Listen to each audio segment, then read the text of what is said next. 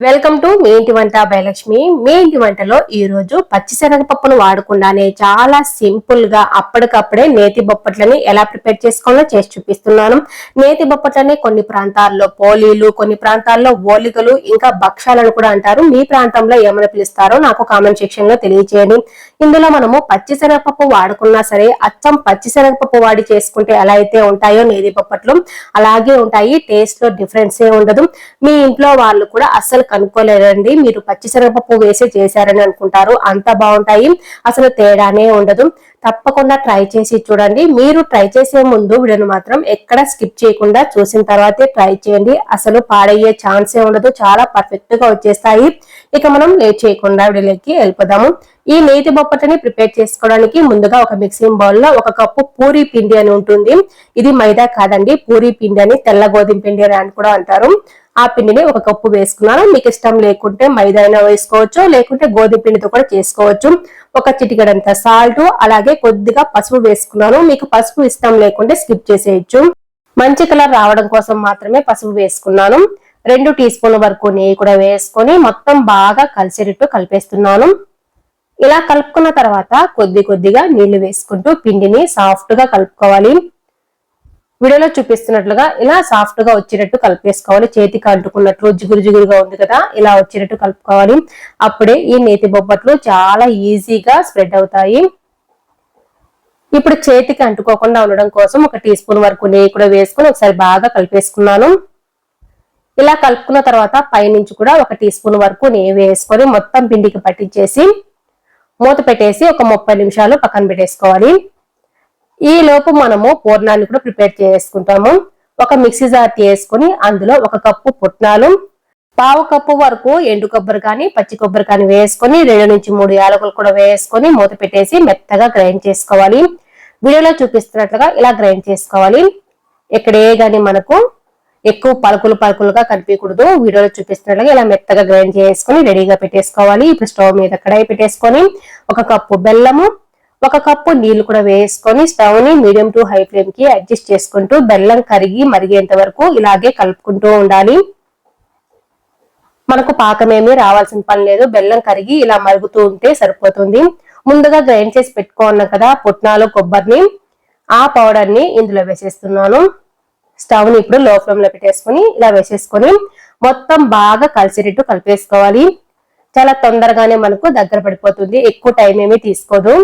ఎప్పుడన్నా నేతి బొప్పట్లు తినాలి అనుకున్నప్పుడు, పచ్చిశనగపప్పుతో చేసుకునే టైం లేదు అనుకున్నప్పుడు ఇలా ఒక్కసారి ట్రై చేయండి, చాలా పర్ఫెక్ట్ గా ఉంటాయి నేతి బొప్పట్లు.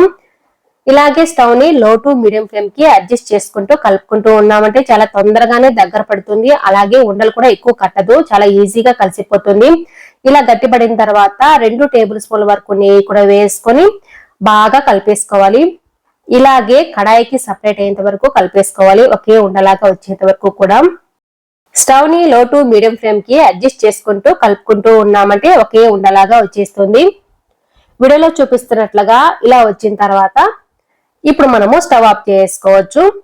స్టవ్ ఆఫ్ చేసుకొని కడాయికి మొత్తానికి కూడా ఇలా స్ప్రెడ్ చేసి పెట్టేసుకున్నామంటే తొందరగా మనకు చల్లారిపోతుంది. అలాగే ఇంకొద్దిగా గట్టి పడుతుంది వంటకొచ్చేటట్టుగా. ఇప్పుడైతే పూర్తిగా చల్లారిపోయింది, చూసారు కదా, కొంచెం గట్టి పడింది కూడా. మళ్ళీ ఒకసారి బాగా కలిపేసుకొని చిన్న ఉండల్లాగా ప్రిపేర్ చేసుకోవాలి. మనం నేతి బొప్పట్లు చేసుకునే సైజుని బట్టి ఈ పిండిని ఉండలుగా ప్రిపేర్ చేసుకోవాలి. నేనైతే చిన్న ఉండలుగా ప్రిపేర్ చేసుకుంటున్నాను. మొత్తం పూర్ణాన్ని కూడా ఇలాగే ప్రిపేర్ చేసుకోవాలి. మొత్తం పూర్ణాన్ని కూడా ఇలా ఉండలుగా చేసుకుని రెడీగా పెట్టేసుకున్నాను. ఈ లోపు మనకు పిండి కూడా చాలా బాగా నానిపోయి ఉంటుంది. ఈ పిండిని మళ్ళీ ఒకసారి బాగా కలిపేస్తున్నాను. చూసారు కదా, పిండి నానిపోయి ఎంత సాఫ్ట్ గా వచ్చేసిందో. ఇలా ఉన్నప్పుడే మనకు నేతి బొప్పట్లు చాలా పల్చగా వచ్చేస్తాయి. స్ప్రెడ్ చేయడానికి కూడా చాలా ఈజీగా ఉంటుంది. కొద్దిగా పిండిని తీసేసుకుంటున్నాను. ఇలా ఉండలాగా తీసేసుకొని ఒక బటర్ పేపర్ తీసుకొని బటర్ పేపర్ కి నెయ్యి రాసి రెడీగా పెట్టేసుకున్నాను. అలాగే పైన కూడా ఇంకొక బటర్ పేపర్ పెట్టేసుకొని పై బటర్ పేపర్ కూడా నెయ్యి అంటుకునే విధంగా ఇలా స్ప్రెడ్ చేసుకుంటున్నాను. ఇలా చేసుకోవడం వల్ల పై బటర్ పేపర్ కు మళ్ళీ సపరేట్ గా మనం నెయ్యి రాయాల్సిన అవసరం ఉండదు. ఇప్పుడు గోధుమ పిండి ఉండను కూడా పెట్టేసుకొని ఇలా లైట్ గా స్ప్రెడ్ చేసుకోవాలి. ఇలా స్ప్రెడ్ చేసుకున్న తర్వాత పూర్ణాన్ని కూడా ఉండలుగా చేసుకున్నాం కదా, ఒక ఉండని ఇందులో పెట్టేసుకోవాలి.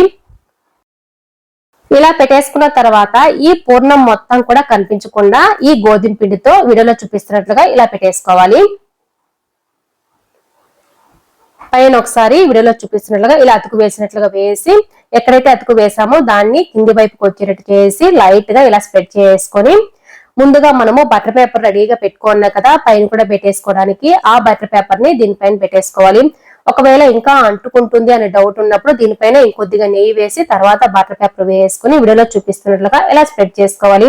ఎంత పల్చగా చేసుకున్నా సరే చాలా బాగా వచ్చేస్తాయి. ఇలా చేత్తోనే స్ప్రెడ్ చేసుకున్నా సరే చాలా ఈజీగా స్ప్రెడ్ అయిపోతుంది. చేత్తో కష్టంగా ఉంది అనుకుంటే అప్పడాల కర్రతో అయినా స్ప్రెడ్ చేసుకోవచ్చు. ఇప్పుడు పైన బటర్ పేపర్ ని తీసేస్తున్నాను. చూసారు కదా అంటుకోకుండా చాలా బాగా వచ్చేస్తుంది.